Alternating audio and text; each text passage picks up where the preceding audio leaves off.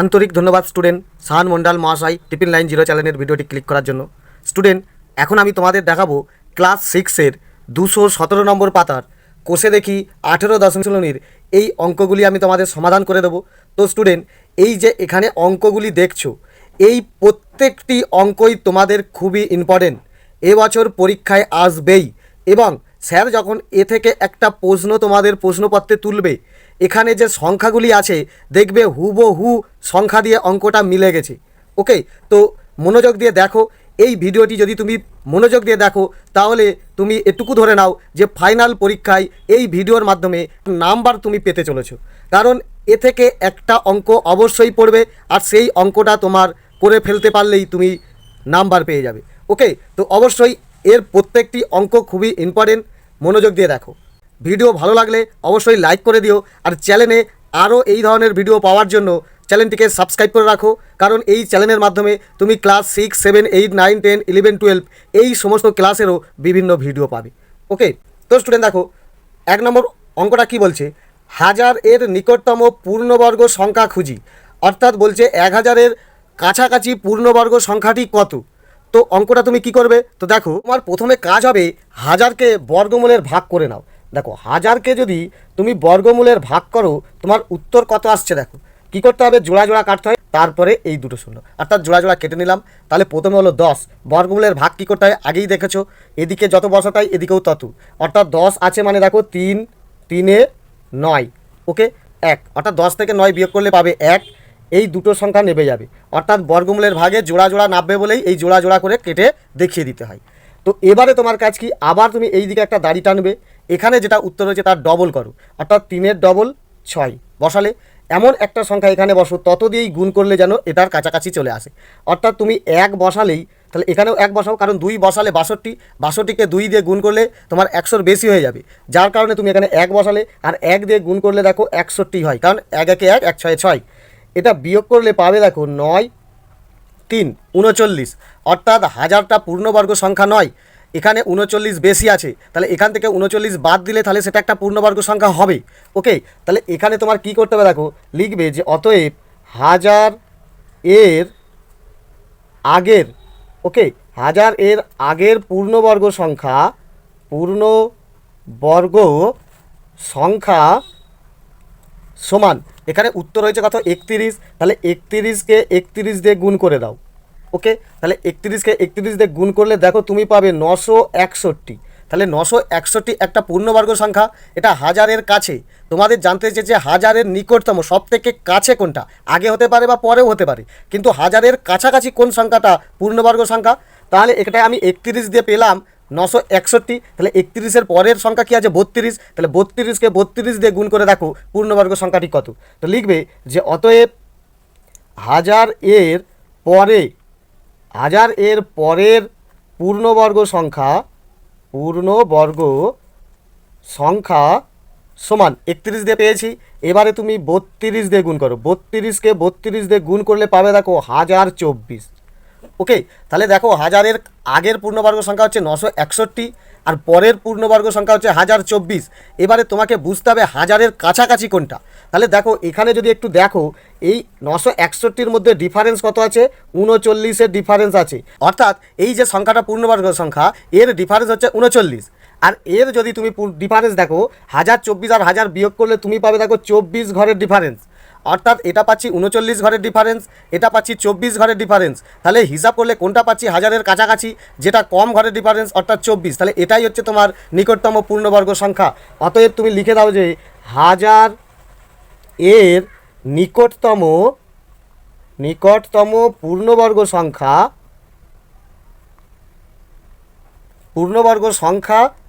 সমান 1024, অর্থাৎ 1000-এর নিকটতম পূর্ণবর্গ সংখ্যা হচ্ছে 1024। ওকে, তাহলে এই অঙ্কটা বুঝতে পারলে আগে বর্গমূলের ভাগ করে নেবে, নিয়ে আমি খুব কাছাকাছি একটা সংখ্যা পেয়ে গেছি 31, তো 31কে 31 দিয়ে গুণ করলে পাবে 961। এই 961 আর এর পরের পূর্ণবর্গ সংখ্যা নিশ্চয়ই 31-এর পরে 32, 32কে 32 দিয়ে গুণ করে পাবে দেখো 1024। এবার 1000-এর কাছাকাছি ডিফারেন্স কোনটা, এটাকে যদি ধরি 961 তাহলে দেখছি 39 ঘরের ডিফারেন্স, আর 1024টাকে যদি দেখি 24 ঘরের ডিফারেন্স, তাহলে কাছাকাছি কোনটা আছে 24 ঘরের ডিফারেন্সটা, এই জন্য 1000-এর নিকটতম পূর্ণবর্গ সংখ্যা 1024। ক্লিয়ার, খুবই সোজা অঙ্ক। নেক্সট দুইয়ের অঙ্কটা তোমাদের কি বলছে দেখো, 9585 থেকে কোন ক্ষুদ্রতম সংখ্যা বিয়োগ করলে বিয়োগফল একটি পূর্ণবর্গ সংখ্যা হবে হিসাব করি। এখানে তোমাকে কি জানতে চাইছে, কোন ক্ষুদ্রতম সংখ্যা বিয়োগ করলে অর্থাৎ কমালে। তাহলে নিশ্চয়ই এখানে যে সংখ্যাটা দিয়েছে এটা একটা পূর্ণবর্গ সংখ্যা নয়, এখানে একটু বেশি কিছু লিখে রেখেছে। তা কত বেশি লিখে রেখেছে সেটা নিশ্চয়ই বিয়োগ করলেই আমার ক্ষুদ্রতম পূর্ণবর্গ সংখ্যা হয়ে যাবে। অর্থাৎ এটাকেও তুমি বর্গমূলের ভাগ করবে, করে তুমি দেখবে আগে যে হাজার অঙ্কটা করেছি, হাজারে দেখো 39 আমার বেশি আছে, শেষে কি হয় ভাগশেষ কত দাঁড়িয়েছিল 39, সেই কারণে ওই 39টা বাদ দিলে আমি পূর্ণবর্গ সংখ্যা পেয়ে যাব। তাহলে এরও ঠিক এইভাবেই করবে, এটাকে বর্গমূলের ভাগ করবে, যেটা ভাগশেষ পড়ে থাকবে সেটা নিশ্চয়ই বেশি লিখেছে, তো সেটাই বিয়োগ করলে বিয়োগফল পূর্ণবর্গ সংখ্যা হয়ে যাবে। ওকে, তো অঙ্কটা কীভাবে করবে দেখো, দুইয়ের অঙ্কটা তোমাকে দিয়েছে কি আগে দেখো 9585, তো এটাকে তুমি বর্গমূলের ভাগ করো। কি হচ্ছে, দুটো দুটো করে কেটে কেটে আসো, তাহলে এই দুটো একসঙ্গে হবে আর 95 একসঙ্গে হবে। ক্লিয়ার? এখানে কিন্তু 3 3 9 করলে হবে না, কারণ আমি জোড়া জোড়া কেটে এসে দেখছি 95 আছে, তো আমাকে 95 পর্যন্তই যেতে হবে। কি আছে দেখো, 9 9 81 কম হচ্ছে, 10 10 100 বেশি হয়ে যাচ্ছে, তাহলে 10 10 100 হবে না, তো করো 9 9 81। ওকে, এটা এবারে বিয়োগ করলে কত হচ্ছে দেখো, 4 আর 1 14। এবারে কি হচ্ছে, এই জোড়া সংখ্যাটা নেবে যাবে, ভাগ করলে একটা একটা করে নেবে, কিন্তু বর্গমূলের ভাগ করলে দুটো দুটো করে নেবে, যার কারণে এইভাবে জোড়া জোড়া কেটে দিতে হয়। এটা তোমার প্রথম কাজ, বর্গমূলের ভাগ করলে অবশ্যই ওপরে জোড়া জোড়া করে কাটবেই, যার মাধ্যমে স্যার বুঝতে পেরে যাবে যে কোন জোড়ার তুমি সেটিং করেছো। ওকে, তাহলে এবারে 8 আর 5টা নামাও, হলো দেখো 1485। এই যে এদিকে এবার দাড়ি টেনে 9 পেলে 9-এর ডবল করলে পাচ্ছ দেখো 18। ওকে, অর্থাৎ এখানে 18 আছে, এমন কি সংখ্যা বসালে তোমার কাছাকাছি যাবে। তাহলে তুমি এটা কিভাবে পাবে, তোমাকে ঠিক এভাবে রাপে গুণ করো। তুমি তো জানো না যে আমি কি বসালে কাছাকাছি যাবে, তাহলে তোমাকে গুণ করতে হবে। অর্থাৎ দেখো এখানে 18 আছে, তুমি মনে করো প্রথমে 7 নাও, তাহলে নিশ্চয়ই 7 দিয়ে গুণ করবে। দেখো 7 7 49 9, হাতে থাকছে কত, 7 7 49 9, হাতে থাকছে 4, 7 8 56 আর 4 60, 0 থেকে 6, 7 থেকে 7 6 13, অর্থাৎ 1309। এখানে দেখো 1485, খুব কাছাকাছি চলে গেছি। এবারে তোমার 1 8, আবার ধরো এখানে 8 নাও, 18 ছিল 8 নিলাম, তাহলে 8 দিয়ে গুণ করে কত হচ্ছে দেখো, 8 8 64, 4 হাতে থাকে 6, 8 8 64 আর 6 70, 0 হাতে থাকছে 7, 8 কে 8 7 15, 1504। দেখো 8 নিলে বেশি হয়ে যাবে, তাহলে এখানে তোমাকে 7 নিতে হবে, তো 7 নিলে কি হচ্ছে তোমার দাঁড়ালো 1309। ওকে, এটা এবারে বিয়োগ করো, কত হচ্ছে দেখো, এর থেকে 1 ধানলে 15, 9 6 15 দিয়ে দিলাম একে 1, 1 থেকে 8 গেলে 7 গাঁট 7, এ ধান নেয় নে, অর্থাৎ 3 থেকে 4 গেলে 1 গাঁট, আর 1 একে মিলে গেল। অর্থাৎ তুমি বুঝতে পারলে যে 176 আমার এখানে বেশি আছে, তাহলে এই সংখ্যা থেকে যদি আমি 176 বাদ দিতাম, তাহলে আমার নিশ্চয়ই এখানে সংখ্যাটা ঠিক সেইভাবেই বাদ দিয়ে সংখ্যাটা হতো, অর্থাৎ আমার উত্তরটাও মিলে যেত। তাহলে এখানে আমার 176 বেশি আছে, তাহলে এই সংখ্যাটা বিয়োগ করলেই আমার পূর্ণবর্গ সংখ্যা হয়ে যাবে। ওকে, তো এখানে তাহলে কী লিখবে, লেখো যে অতএব 9585 থেকে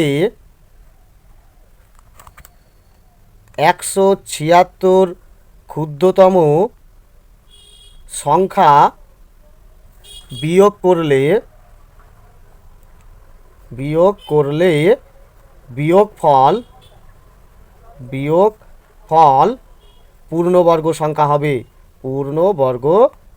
সংখ্যা হবে, ওকে, তাহলে এই অঙ্কটা বুঝতে পারলে কিচ্ছু নেই, বর্গমূলের ভাগ করবে, যেটা ভাগশেষ পড়ে থাকবে সেই ক্ষুদ্রতম সংখ্যাটা বিয়োগ করলেই বিয়োগফল পূর্ণবর্গ সংখ্যা হয়ে যাবে।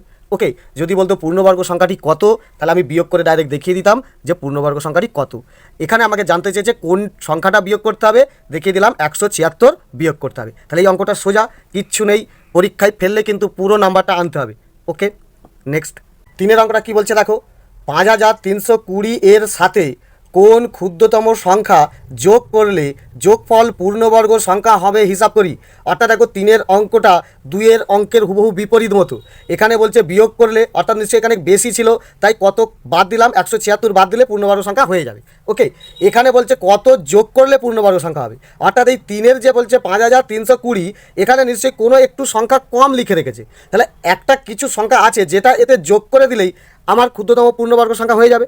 তাহলে কি করবে, এখানে যে পূর্ণবর্গ সংখ্যা অর্থাৎ বর্গমূলের ভাগ করবে, এখানে ভাগশেষটা তুমি রাখবে না, তাতে আরেকটা এক ঘর বেশি সংখ্যা দিয়ে হিসাব করে তুমি বসিয়ে দেবে, অর্থাৎ কত এক্সট্রা বেশি লিখলে সেটা দেখিয়ে দেবে, সেটাই নিশ্চয়ই যোগ করলে তোমার পূর্ণবর্গ সংখ্যা হয়ে যাবে। অর্থাৎ ভাগের মধ্যেই তুমি দেখিয়ে দেবে যে কত কম আছে। ওকে, তো অঙ্কটা কীভাবে করবে, তো দেখো 3-এর অঙ্কটাও ঠিক এইভাবেই আগে বর্গমূলের ভাগ করে নাও। কি দিয়েছে 5320, ওকে, তা এইটা বর্গমূলের ভাগ করলে কি তোমার প্রথম কাজ দেখো, প্রথমেই জোড়া জোড়া করে কেটে দিতে হয়। অর্থাৎ প্রথমে হলো আমার এই 53, তো 53-র কাছাকাছি কী আছে দেখো, 7 7 49, 8 8 64, বেশি হয়ে যাবে, তাহলে 8 হবে না, 7 দিয়ে করো, 7 7 49, বিয়োগ করলে কত হচ্ছে 49 50 51 52 53, তুমি সহজেই পেয়ে যাচ্ছ 4 ঘাট, অর্থাৎ 4, আর এই দুটো সংখ্যা নেবে গেল 20 নেবে গেল। এখানে দেখো 7 আছে, 7-এর ডবল কত 14, ক্লিয়ার। তাহলে এবারে এখানে কত সংখ্যা বসালে 420-র কাছাকাছি চলে আসবে, তো এখানে তুমি গুণ করে নাও। দেখো 14 তো আছে, এখানে যদি তুমি 3 বসাও, প্রথমে যেহেতু আমার এখানে 400 করতে হবে, তাহলে ছোটো ছোটোই নাও, 3 নিলে কি হচ্ছে 3 দিয়েই গুণ করতে হবে, কত হবে দেখো 3 3 9, 3 4 12, 2 হাতে 1, 3 1 3 আর 1 4, অর্থাৎ হলো দেখো 429, এখানে দেখো 420, খুব কাছাকাছি চলে গেছে। অর্থাৎ এই শূন্যটার জায়গায় যদি 9 হতো, তাহলে এখানেও 9 নামতো, 9 নামা মানে 429 মিলে যেত, তাহলে নিশ্চয়ই এখানে 9 কম আছে, তাহলে 9 যোগ করলেই আমার পূর্ণবর্গ সংখ্যা হয়ে যাবে। সেই কারণে এই অঙ্কটা কী করবে, এখানে দেখো তাহলে 3, এখানেও তুমি 3 দিয়ে দেবে, এখানেও 3 দিয়ে দেবে, ওকে, 3 দিয়ে গুণ করলে হয়ে যাচ্ছে তোমার 429। এখানে একটু লক্ষ্য রাখো, এতবার কিন্তু আমরা কম লিখতাম, দেখো আগেরবারও আমি কম লিখেছি, এখানেও দেখো আমি কম লিখেছি, কিন্তু এখানে দেখো আমি বেশি লিখেছি, 420 লিখেছি 429, তাহলে একটু বেশি লিখে দিয়েছি। কত বেশি লিখেছি, যখন আমি এটা মাইনাস করবো, অর্থাৎ এর মাইনাস চিহ্ন, অর্থাৎ মাইনাসটা এ বড়, এর মাইনাস চিহ্নটা রাখবে, আর 9 বেশি লিখেছি, এটা বিয়োগ করলে দেখো 9, অর্থাৎ 9 আমার এখানে কম আছে, তাহলে 9 যদি আমি এখানে যোগ করে দিই, তাহলে এই অঙ্কটা আমার পূর্ণবর্গ সংখ্যা হয়ে যাবে, ক্লিয়ার। তো এর উত্তর তাহলে কী লিখবে, খুব সহজেই এইভাবে লিখে দাও যে অতএব 5320 এর সাথে,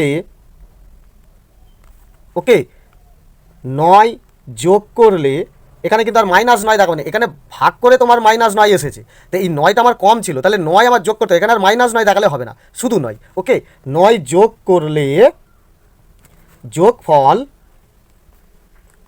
পূর্ণবর্গ সংখ্যা হবে, ওকে, পূর্ণবর্গ সংখ্যা হবে। তাহলে এই অঙ্কটাও কিচ্ছু নেই, এখানে দেখো এইটুখানি অঙ্ক, ওকে, ভাগ করে নেবে, লাস্টে শুধু একটু বেশি লিখবে, কত বেশি লিখলে এখানে মাইনাস দিয়ে দেখিয়ে দেবে, 9 আমি বেশি লিখেছি, সেই কারণে এখানে 9 কম আছে, এটা যদি শূন্যর জায়গায় 9 হতো, এটাও 9 হতো, মিলে যেত, তাহলে নিশ্চয়ই 9 যোগ করলেই আমার পূর্ণবর্গ সংখ্যা হবে। তাহলে এই অঙ্কটাও বুঝতে পারলে, ওকে। নেক্সট 4-এর অঙ্কটা কী বলছে দেখো, এটি কিন্তু তোমাদের খুবই ইম্পর্টেন্ট, ওকে, আর এই ধরনের অঙ্ক কিন্তু তুমি 18.2 অনুশীলনীতে করেছো, ওকে, এই অঙ্কটা একটু মনে করলেই তুমি পেরে যাবে।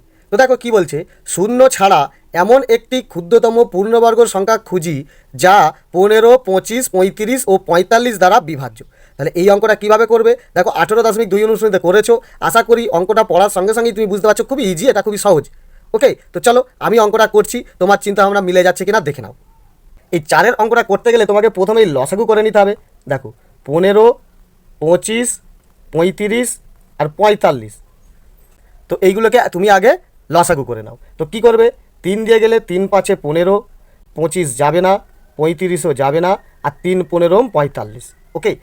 এটা যদি এবারে ধরো সহজে 5 দিয়ে যায়, দেখো 5 1 5, 5 5 25, 5 7 35, 5 3 15, এবারে এমন কোনো সংখ্যা নেই যেটা আমার দুটোকে যাবে, ওকে, তাহলে আর লসাগু গিয়ে কোনো লাভ নেই। তাহলে এবারে কি দাঁড়ালো তোমার, তো তুমি লিখবে অতএব 15 25 35 ও 45 এর লসাগু, লসাগু কত দাঁড়াচ্ছে দেখো, 3 কটা আছে দুটো, তাহলে কি 3 গুণিত 3 গুণিত 5ও আছে দেখো দুটো, তাহলে এবারে কি লিখবে 5 গুণিত 5, আর দেখো 7 আছে একটা, একের কোনো মূল্য নেই, অর্থাৎ গুণিত 7, ওকে। অর্থাৎ এটাকে যদি তুমি এইভাবে সাজাও, 3কে তুমি হোল স্কয়ার করে দিতে পারো, গুণিত 5কেও তুমি হোল স্কয়ার করে দিতে পারো, গুণিত একটা 7, তাহলে এইটার হিসাব করলে আমি এই সংখ্যাগুলির লসাগু পাবো, ওকে। কিন্তু এত এত দ্বারা বিভাজ্য পূর্ণবর্গ সংখ্যা কত, তাহলে এখানে যদি আরেকটা 7 বাড়িয়ে দেওয়া হয়, তাহলে পূর্ণবর্গ সংখ্যা হয়ে যাবে। তো এখানে লেখো যে অতএব 15 25 35 ও 45 দ্বারা বিভাজ্য পূর্ণবর্গ সংখ্যা সমান, এখানে লক্ষ্য করলে পেয়ে যাবে 3 হোল স্কয়ার আছে, তো 3 হোল স্কয়ার করে দাও, গুণিত 5 হোল স্কয়ার আছে, 5টাকে হোল স্কয়ার করে দাও, গুণিত এখানে একটা 7 আছে, এই 7কে কেউ তুমি হোল স্কয়ার করে দাও, ক্লিয়ার। এটা তাহলে তোমার হিসাব করলে কত পাচ্ছ দেখো, এটা হচ্ছে 5 5 25, এটা হচ্ছে 3 3 9, 25 9 225, আর এটা আছে দেখো 7 7 49, 225 আর 49 গুণ করে দেখো পেয়ে যাবে 11025 অর্থাৎ 11,025, বোঝা গেল? তাহলে 15, 25, 35 ও 45 দ্বারা বিভাজ্য পূর্ণবর্গ সংখ্যা কত হলো? 11,025। তাহলে এই অঙ্কটাও খুবই সোজা। ওকে, 5 অঙ্কটা কী বলছে দেখো, 4 অঙ্কের ক্ষুদ্রতম ও বৃহত্তম পূর্ণবর্গ সংখ্যা খুঁজি যা 8, 15, 20 ও 25 দিয়ে বিভাজ্য। অর্থাৎ 8, 15, 20, 25 দ্বারা বিভাজ্য এরকম 4 অঙ্কের ক্ষুদ্রতম ও বৃহত্তম দুটি সংখ্যা তোমাকে খুঁজতে হবে। 4 অঙ্কের অর্থাৎ এরকম দেখো 1, 2, 3, 4 এরকম 4 অঙ্কের তোমাকে ছোট এবং বড় পূর্ণবর্গ সংখ্যা তোমাকে খুঁজতে বলছে। ওকে, তো তোমার এই অঙ্কটা করতে গেলে কি করবে দেখো, ঠিক আগের 4-এর দাগের মতোই আগে এটা লসাগু করো। লসাগুটা কী হয় দেখো, আর তাকে কত দিয়ে গুণ করলে পূর্ণবর্গ সংখ্যা হবে সেটা আগে বার করো। ওকে, তারপরে দেখো যে সংখ্যাটা বেরোচ্ছে সেটা যদি 4 অঙ্কের হয় তাহলে সেটা ক্ষুদ্রতম সংখ্যা হয়ে গেল। আর যদি সেটা 4 অঙ্কের না হয়, 3 অঙ্কের হয়, তাহলে তাকে কিভাবে 4 অঙ্কের করতে হবে সেটাও তোমাকে দেখিয়ে দেবো। আর বৃহত্তম সংখ্যা অর্থাৎ 4 অঙ্কের বড় সংখ্যাটা আবার কত হতে হয় সেটাও কিভাবে বার করতে হয়। তো দেখো এখানে স্টুডেন্ট তাহলে 5-এর অঙ্কটা কী করবে, আগে লসাগু করে নাও। কি আছে? 8, 15, 20 আর 25। ওকে, তাহলে এইগুলোকে যদি লসাগু করো, প্রথমে ধরো তোমার যদি 5 দিয়ে যাও 8 যাবে না, 5 3 15, 5 4 20, 5 5 25। ওকে, এবারে যদি এটা তুমি যাও 4 দিয়ে গেলে হবে না, কারণ 4কে কিন্তু 2 দিয়ে যায়। ওকে, তাহলে এমন কোনো সংখ্যা যাবে না যেটাকেও আবার ভাগ করা যায়। ওকে, 4 দিয়ে গেলে দেখো 4 একে 4, 4 2 8 হয়ে যাবে, কিন্তু ঠিক হবে না অঙ্কটা। সেই কারণে তুমি এটা 2 দিয়ে যাবে।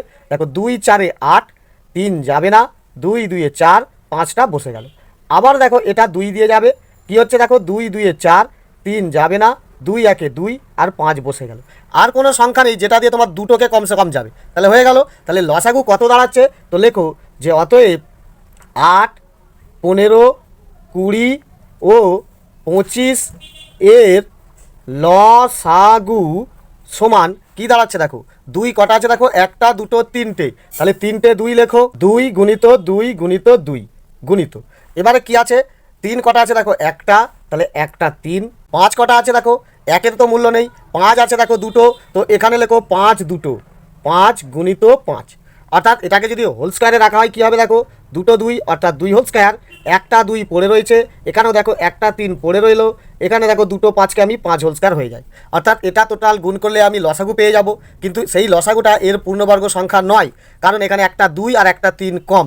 তাহলে তো কী হবে লেখো, অতএব 8, 15, 20 ও 25 দ্বারা বিভাজ্য, 25 দ্বারা বিভাজ্য পূর্ণবর্গ সংখ্যা সমান কী হবে, তাহলে এগুলিকে প্রত্যেকটাই আমি হোল স্কোয়ার করে দেবো। অর্থাৎ প্রথমে দেখো 2 হোল স্কোয়ার আছে রইলো, এবারে দেখো 2 একটা, এই 2কে হোল স্কোয়ার করে দেবো, 3 দেখো একটা, 3কেও হোল স্কোয়ার করে দেবো, আর 5-এ তো হোল স্কোয়ার আছেই। ওকে, তাহলে প্রত্যেকটার হোল স্কোয়ার হয়ে গেল। এবারে এটাকে তুমি গুণ করলে যেটা পাবে সেই সংখ্যাটা হচ্ছে এত এত দ্বারা বিভাজ্য একটা পূর্ণবর্গ সংখ্যা। তো এটাকে এবার গুণ করলে কত হচ্ছে দেখো, 5 5 25, এটা হচ্ছে 2 2 4, 25 4 কত 100, এটাও ধরো 2 2 4, 100 4 400, এটা 3 3 9, 409 হচ্ছে 3600। তাহলে এই 3600টা আমার একটা ক্ষুদ্রতম পূর্ণবর্গ সংখ্যা পেয়ে গেলাম, এবং এটিও দেখো 4 অঙ্কের, তাহলে আমি ক্ষুদ্রতমটা পেয়ে গেলাম। বৃহত্তমটা কি আছে সেটা এবার দেখে নাও, এটাই না অন্য কোনো সংখ্যা। তো বৃহত্তম বার করতে গেলে কি করতে হবে লেখো, অতএব আমরা জানি বলে কমা দাও। কি জানো, যে কোনো ক্ষুদ্রতম কোনো পূর্ণবর্গ সংখ্যাকে পূর্ণবর্গ সংখ্যা দিয়ে গুণ করলে পূর্ণবর্গ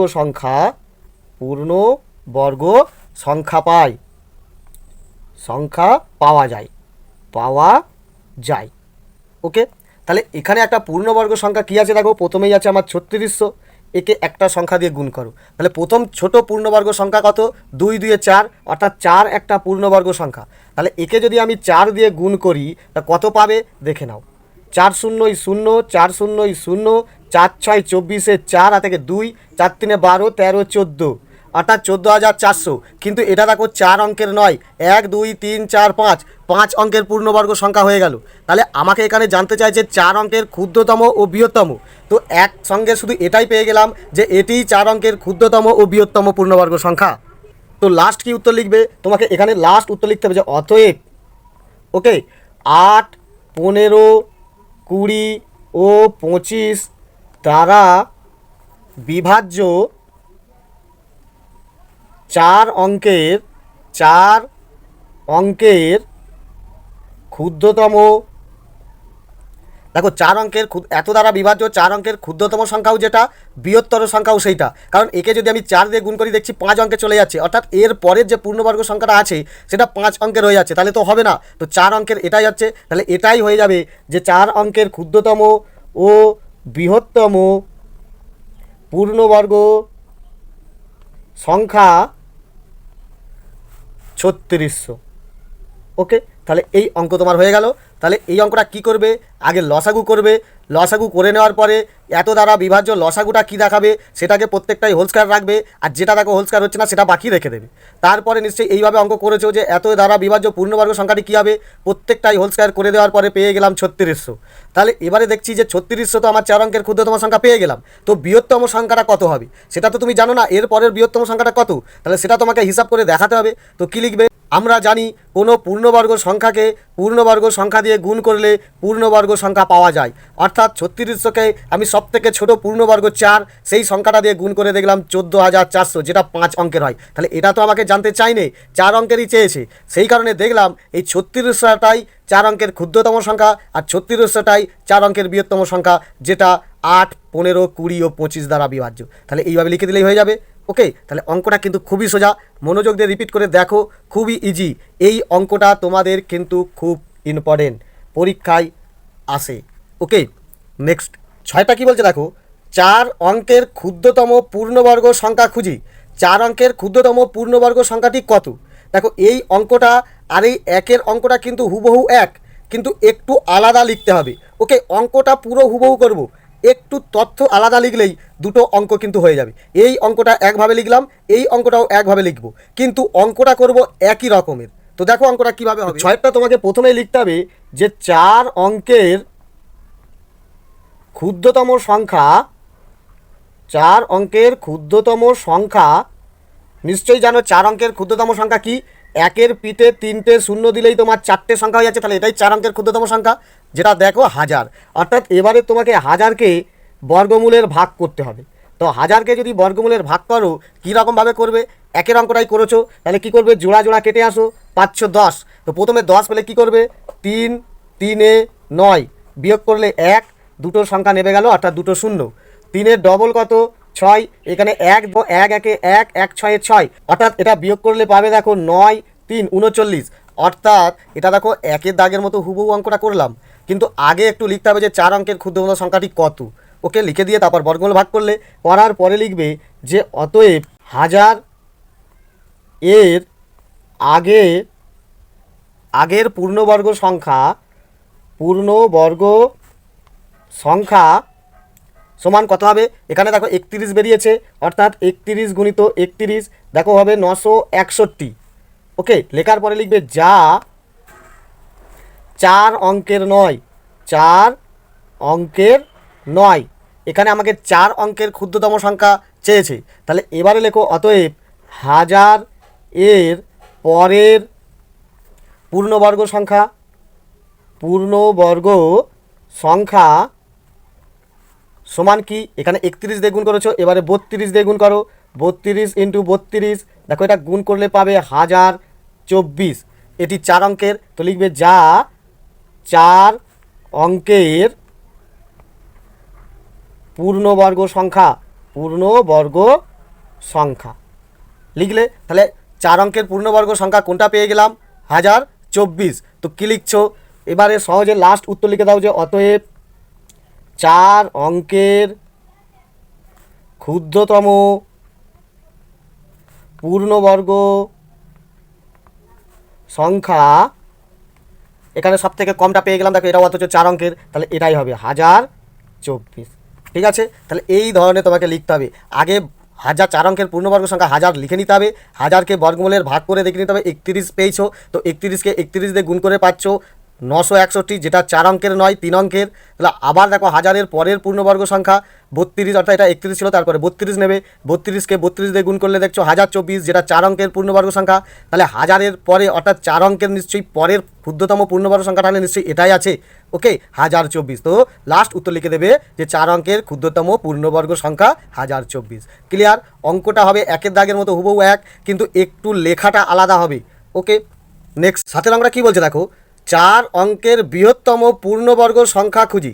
4 অঙ্কের সবচেয়ে বড় পূর্ণবর্গ সংখ্যা। তাহলে তোমাকে আগে বার করে নিতে হবে ঠিক 6-এর মতো যে 4 অঙ্কের বৃহত্তম সংখ্যা কি। ওকে, সেটাকে ভাগ করলেই আমি পেয়ে যাব। তো চলো দেখো, তো 7-এর প্রথমেই লিখবে যে 4 অঙ্কের বৃহত্তম সংখ্যা, 4 অঙ্কের বৃহত্তম সংখ্যা সমান নিশ্চয়ই জানো 4টে 9। ওকে, তাহলে 4 অঙ্কের বৃহত্তম সংখ্যা তুমি পেয়ে গেলে। এবার এই 4টে 9কে তুমি বর্গমূলের ভাগ করো, 9 9 9 9। তাহলে জোড়া জোড়া কেটে দিলে প্রথমেই হচ্ছে 99। তাহলে কি হচ্ছে দেখো, 10 10-এ 100 বেশি হয়ে যাবে। তো লেখো 9 9-এ 81, বিয়োগ করলে পাচ্ছ দেখো 8 1 18। আবার এই দুটো 9 নামছে, কত হলো 1899। 9-এর ডবল কত, 9-এর ডবল 18। এখানে নিশ্চয়ই 18 আছে, আর কি বসালে তত দিয়ে গুণ করলে 1899-এর কাছাকাছি যাবে।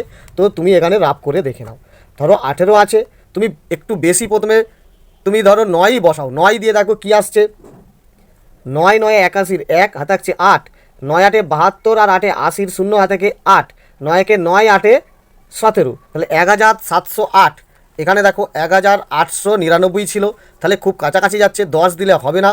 ওকে, তো 9 দিয়েই দেখো, এখানে যদি 9 বসাই তাহলে কত হলো 1701।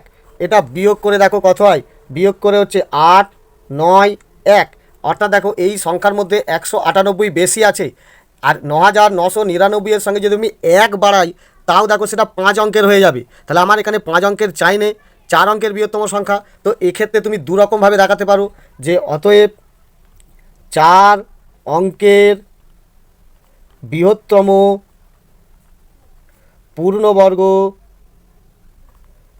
সংখ্যা সমান, এই যে 99 হয়েছে, 99 গুণিত 99, এটা হিসাব করে দেখিয়ে দিতে পারো। ওকে, অথবা তুমি আরেক রকমভাবে করতে পারো, এটা লিখলে আর এটা লেখার দরকার নেই, তুমি এটাও লিখতে পারো যে 4 অঙ্কের বৃহত্তম পূর্ণবর্গ সংখ্যা সমান, এই যে 9999 আছে তার থেকে যেটা বেশি আছে সেটা তুমি বিয়োগ করেও দেখিয়ে দিতে পারো। ওকে, তাহলে বিয়োগ করলে তোমার দেখো হবে 1 9 9 মেলালো 0 8 আর 9, অর্থাৎ 9801। তুমি এইভাবেও দেখাতে পারো, আর এইভাবেও দেখাতে পারো। যেহেতু তোমার 99 উত্তর হয়েছে এখানে দেখতে পাচ্ছ, তো 4 অঙ্কের বৃহত্তম সংখ্যা 99 × 99, এটা গুণ করলেও পাবে দেখো 9801। তুমি এইভাবেও দেখাতে পারো, এইভাবেও দেখাতে পারো। ওকে, যে কোনো একটি পদ্ধতিতে দেখিয়ে দিলেই তোমার হয়ে যাবে, কারণ এর পরে আমার নিশ্চয়ই 100 আর 99 আছে। যদি আমি 100 আর 100 দিয়ে গুণ করি সেটা 5 অঙ্কের চলে যাবে, আর এখানে আমাকে 5 অঙ্কের চাই নেই, 4 অঙ্কেরই চেয়েছে। তো নিশ্চয়ই 198 বিয়োগ করলে আমি সহজেই পেয়ে যেতে পারি, বা 99কে 99 দিয়ে গুণ করলে আমি সহজেই পেয়ে যেতে পারি যে 9801 আমার পূর্ণবর্গ সংখ্যা।